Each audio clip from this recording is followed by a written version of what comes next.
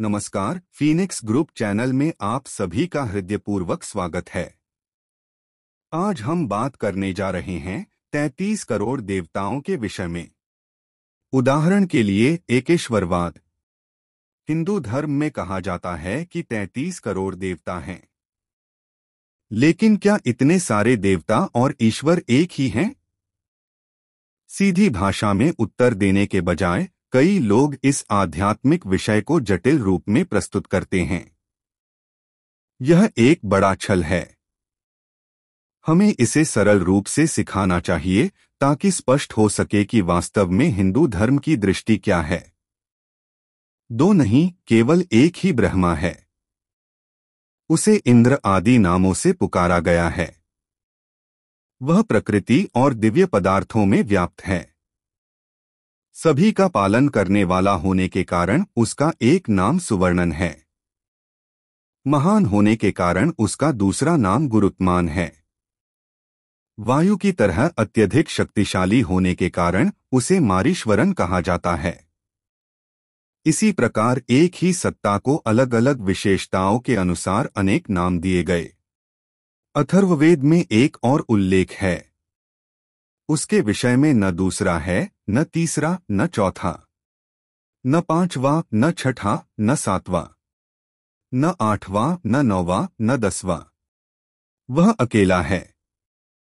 पूर्ण और अद्वितीय है वही ईश्वर। सभी देवता उसमें लय होकर एक हो जाते हैं। अब प्रश्न उठता है, तो फिर 33 करोड़ देवता क्या हैं? वेदों में 33 देवताओं का उल्लेख है। यहीं से 33 करोड़ की कल्पना उत्पन्न हुई। दिव धातु से देवता शब्द बना है, जिसका अर्थ है प्रकाश करना, प्रकाशित करना। तो ये 33 देवता कौन हैं? 8 वसु, पृथ्वी, जल, वायु, आकाश, चंद्रमा, सूर्य, अग्नि, नक्षत्र। ये सृष्टि के आधार हैं, इसलिए इन्हें वसु कहा गया। हमारे शरीर में 10 प्राण हैं: प्राण, अपान, व्यान, उदान, समान, नाग, कूर्म, कृकल, देवदत्त और धनंजय। इसके अलावा जीवात्मा है। इन्हें मिलाकर 11 रुद्र कहे गए।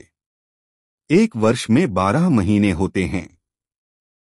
ये जीवन का उपभोग करते हैं, इसलिए इन्हें 12 आदित्य कहा गया।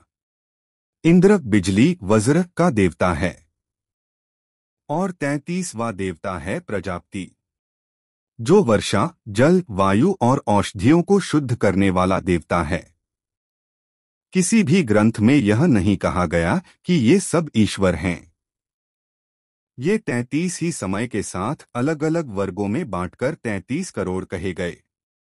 अब हमें ठीक से समझना चाहिए कि अनेक देवताओं की वास्तविकता क्या है।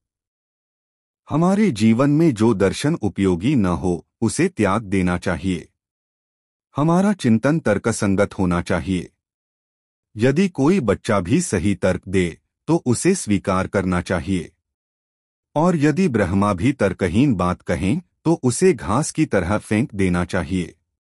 ऐसा एक संस्कृत श्लोक है। देवमंत्रों का अर्थ सामान्यतः 3 स्तरों पर बताया जा सकता है। 1. आधिभौतिक, भोजन, वस्त्र जैसे भौतिक विषय। 2. आधिदैविक, सूर्य, ग्रह, मौसम जैसे प्राकृतिक विषय। 3. आध्यात्मिक, शरीर और मन से जुड़े विचार। इसी कारण भारत में 3 संख्या को विशेष महत्व मिला है। आइए हम इन अर्थस्तरों को समझें। अगले भाग में हम बात करेंगे विष्णु का रहस्य। यदि आपको हमारा वीडियो पसंद आया हो तो हमें सब्सक्राइब करके समर्थन दीजिए, लाइक कीजिए और वीडियो को दूसरों से साझा कीजिए और बेल आइकॉन दबाना न भूलें। आप सभी का दिन शुभ हो। धन्यवाद।